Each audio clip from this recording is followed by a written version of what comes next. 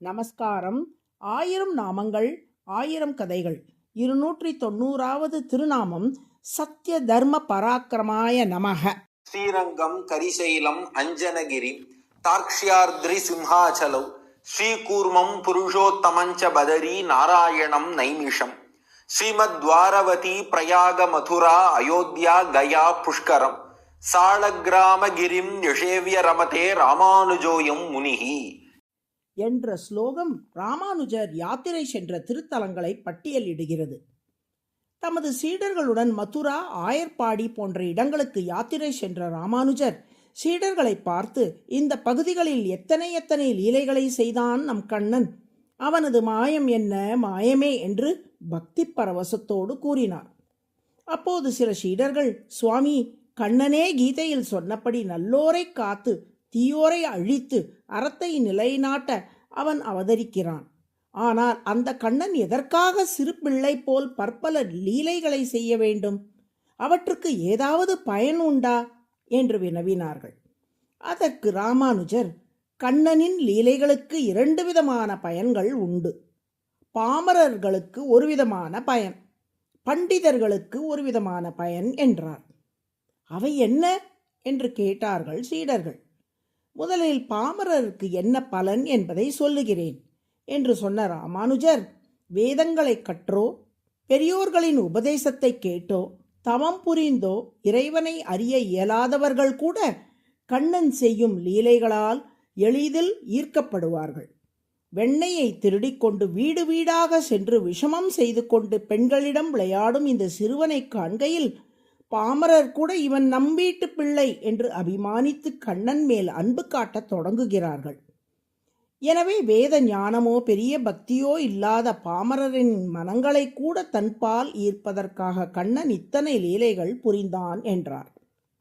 அப்படியானால் பண்டிதர்க்கு என்ன பயன் என்று கேட்டார்கள் சீடர்கள். அதற்கு ராமானுஜர், வேதாந்தங்களான உபனிஷத்துகளுள் சொல்லும் எத்தனையோ கடினமான அர்த்தங்களை எளிய வகையில் லீலைகள் மூலம் கண்ணன் விளக்கியுள்ளான்.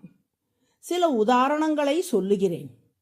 பூத்தனையின் 2 மார்பகங்களில் உள்ள விஷப்பாலை உறிஞ்சி அவளை கண்ணன் வதைத்தான் அல்லவா? பூத்தனைத்தான் நம் அறியாமை. நான் எனும் அகங்காரமும் எனது எனும் மமக்காரமும் அவளது 2 மார்பகங்கள். கண்ணனின் திருவடிகளை நாம் பற்றினால் நமது அகங்கார மமக்காரங்களை உறிஞ்சி நமது அறியாமையை அவன் போக்கிவிடுவான் என்பதை பூத்தனா மோட்சம் மூலம் அவன் நமக்கு உணர்த்துகிறான். காளியன் மீது கண்ணன் நடனமாடிய வரலாற்றை நாம் அறிவோம். அந்த காளியன் எனும் பாம்பு தான் நமது மனம். பாம்பு வளைந்து செல்வது போல் நமது மனமும் நேராக செல்லாமல் பல வழிகளில் வளைந்து செல்லுகிறது. கண்ணனின் திருவடிகளை நாம் பிடித்து கொண்டால் அலைப்பாயும் நம் மனமாகிய பாம்பை அவன் கட்டுக்குள் கொண்டு வருவான். இதுவே காளியனர்தனம் உணர்த்தும் தத்துவம். கண்ணன் பானையிலிருந்து வெண்ணெயை திருடுவது கூட ஒரு தத்துவம்தாம். நம் உடல்தான் பானை, ஜீவாத்மா தான் வெண்ணெய். நாம் வெண்ணெய் போல தூய்மையான வெள்ளை மனதுடன் இருந்தால் நம் உடலாகிய பானைக்குள் இருக்கும் அவனது சொத்தான வெண்ணெய் போன்ற ஜீவாத்மாவை அவன் எடுத்துக்கொள்கிறான் என்பதையே இது உணர்த்துகிறது.